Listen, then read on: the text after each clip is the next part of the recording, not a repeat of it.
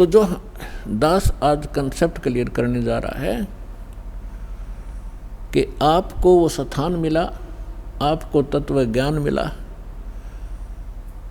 तो आप कितने शुभ संस्कारी प्राणी हो। सभी बहन भाई बुजुर्ग बेटी माई बाई सभी जो यहाँ पहुँचे, चाहे कोई दुख में आ रहा है, चाहे कोई ज्ञान समझ के आया है, या किसी भाई बहन के कहने से इस पवित्र स्थल पर पहुँचा है, तो यहाँ आने के बाद अपने आप इस रंग में रंग ही जाता है। 1-2 बार सत्संग सुनने के बाद आज से बुद्धिमान समाज है। तो जो प्रसंग चल रहा है हम उसी पर आते हैं। तो इन्होंने ब्रह्मा जी से प्राप्त उस ज्ञान के आधार से चुनक ऋषि ने तप सेलेक्ट कर लिया और वेदों से ओम मंत्र, तो गीता अध्याय नंबर 7 के श्लोक नंबर 18 में कहा है कि ये ज्ञानी आत्मा हैं तो उदार मीन समर्पित हैं परमात्मा के लिए। हजारों वर्षों तक तप किए, साधनाएं की, सूख कर काटा हो गए, परवाह नहीं की, चाहे जान भी जाओ परंतु परमात्मा मिले मोक्ष हो। लेकिन किक्कर बबूल का बीज बोके और आम की आस करना महामूर्खता होती है। इसी प्रकार इन ऋषि महर्षियों ने ओम नाम का जाप ये बबूल का बीज बोया, हठ योग करना भी ये बबूल का बीज है। इसकी साधना करके ये पूर्ण मोक्ष की आशा में बैठे।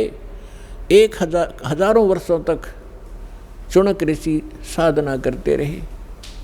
गीता अध्याय नंबर 11 के श्लोक नंबर 32 में गीता ज्ञानदाता कहता है कि अर्जुन मैं काल हूँ और सब लोगों को अक्षय करने के लिए, इनका नाश करने के लिए अब मैं प्रवृत्त हुआ हूँ। तो श्री कृष्ण जी तो पहले ही विद्वान थे श्री अर्जुन के साथ, क्योंकि उसके रिलेटिव थे, अर्जुन के साले थे श्री कृष्ण भगवान। और वो श्री कृष्ण नहीं, उसमें वो काल बोल रहा था जब कहता ये देख मेरा ये वास्तविक स्वरूप है और मैं काल हूँ, 1000 भुजा है उसके। और गीता अध्याय नंबर 11 के श्लोक नंबर 21 में अर्जुन कह रहा है कि भगवान आप तो इन सभी ऋषियों को खा रहे हो, सभी देवताओं को भी खा रहे हो, सिद्धों के समुदाय आपके सामने हाथ जोड़कर खड़े हैं और वेदों के सूक्तों से आपकी ही स्तुति कर रहे हैं और आप उनको भी खा रहे हैं। तो गीता अध्याय नंबर 11 के श्लोक नंबर 32 में गीता ज्ञानदाता कहता है कि मैं तो काल हूँ भाई, और इन सब को खाने के लिए अब प्रवृत्त हुआ हूँ। तो गीता अध्याय नंबर 11 के श्लोक नंबर 47-48 में ये गीता ज्ञानदाता कहता है कि ये मेरा वास्तविक रूप है, मैं ऐसा हूँ जो अब तुम्हें दिखा है, और मेरे इस रूप के दर्शन तेरे अतिरिक्त पहले कभी किसी ने नहीं हुए और आगे नहीं हो सकते। मैं ना किसी जप से, ना तप से, ना किसी क्रिया से और ना किसी वेदों में वर्णित विधि से मेरी प्राप्ति नहीं हो सकती। ब्रह्मा जी ने 4 युग तक साधना की, नहीं मिला। आखिर में आकर अपनी माँ को झूठ बोल दी कि मुझे प्राप्त हुआ, क्योंकि वेद उसने पढ़े थे और वेदों में परमात्मा साकार है। तो श्रीमद् देवी भागवत के अंदर ब्रह्मा जी खुद कहते हैं अपनी माता दुर्गा को कि माता जी अनुभव कुछ और बोलता है और वेद कुछ और बताते हैं, इनमें बहुत ही द्वितीयवाद है, इसका कारण क्या है।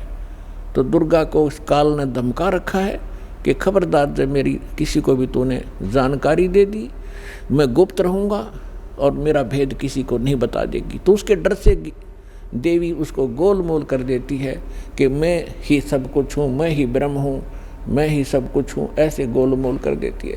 फिर भी ब्रह्मा जी कहते हैं कि अनुभव कहता है, अनुभव हम करते हैं तो मिल नहीं रहा, और वेद बताते हो साकार है, एक स्थान पर बैठा है।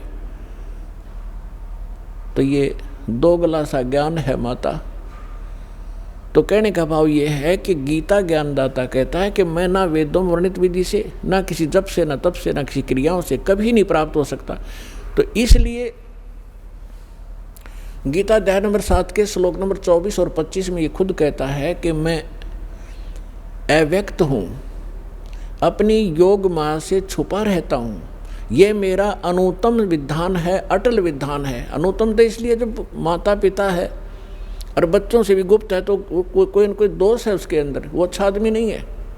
इसको श्राप लगा हुआ है, 1 लाख मानव शरीरधारी प्राणियों का आहार करता है, जिस कारण से छुपा बैठा है। कहीं पता लग गया तो एक भी नहीं तेरी पूजा करेगा, तेरे इन सब देवी देवताओं को भी भूल जाएंगे। इसलिए ये गुप्त रहता है ना, अपने देवी देवताओं को, इन सबको, किसी को, पुत्रों को भी इसने भेद नहीं बता रखा। ये स्वयं स्पष्ट कर रहा है गीता अध्याय नंबर 7 के श्लोक नंबर 24 और 25 में कि मैं ये अबुध है, ये जो जन समुदाय सामने खड़ा है, ये मुझ अव्यक्तम माम अव्यक्तम व्यक्तिम आपनम मनन्ते अबुध। ये मूर्ख मुझ अव्यक्त को और कृष्ण रूप में, व्यक्ति रूप में आया हुआ मान रहे होंगे। मैं कृष्ण नहीं हूँ, आई एम नॉट कृष्ण। मैं अपनी योग माया से छुपा रहता हूँ, मैं कभी किसी के समक्ष नहीं आता। गीता अध्याय नंबर 4 के श्लोक नंबर 5 और 9 में ये स्पष्ट कहता है कि अर्जुन, तेरे और मेरे बहुत जन्म हो चुके, तू नहीं जानता, मैं जानता हूँ।